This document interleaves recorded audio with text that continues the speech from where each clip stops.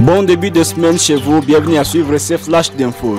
Les évêques de la CENCO, Conférence épiscopale nationale du Congo, s'alarment des conditions de vie difficiles et précaires imposées à de nombreuses familles suite à la fermeture des banques et des aéroports dans les territoires occupés par l'AFC M23. La situation devient critique pour la population locale. L'accès aux services financiers et aux moyens de transport est impossible, rendant difficile l'approvisionnement en nourriture, médicaments et autres biens essentiels. La CENCO appelle à la réouverture immédiate des banques et des aéroports afin de soulager la souffrance des populations et d'éviter une catastrophe humanitaire. La coalition CRP Zaïre, composée de la Convention pour la Révolution populaire CRP en sigle et de la milice Zaïre, a renforcé son contrôle sur le littoral du lac Albert, séparant la RDC de l'Ouganda. Les groupes armés ont pris position dans les localités de Kassehe, Torges, Zoo et d'autres zones du territoire de Djougou. En début de semaine, la CRP a repoussé les forces armées de la République démocratique du Congo de leur position à Katoto, toujours dans les territoires de Djougou.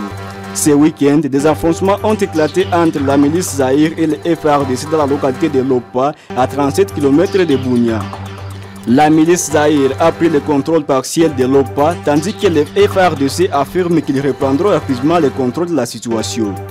Depuis plusieurs mois, la milice Zaïre, en coalition avec la CRP dirigée par Thomas Lubanga, s'est enracinée dans les territoires de Djougou. Il contrôle environ 60% des villages de la chefferie de Mambisa, incluant des zones minières. Un groupe de jeunes militants en Ouganda a lancé une campagne spéciale de prière de 40 jours, croyant que celle liée à la capacité de retirer le président Yoweri Museveni du pouvoir. Ces jeunes espèrent qu'après les élections de 2026, l'Ouganda aura un nouveau dirigeant et un nouveau départ. La campagne Bye Bye Museveni devrait commencer en juillet, impliquant toutes les religions et même les guérisseurs traditionnels. Foncement violent oppose actuellement les groupes Wazalendo du général autoproclamé Tumba et des victimes des massacres dirigés par le général Mamadou à Kasongo dans les territoires de Lubero. Ces violences ont déjà causé des pertes de vies humaines et des déplacements massifs de la population.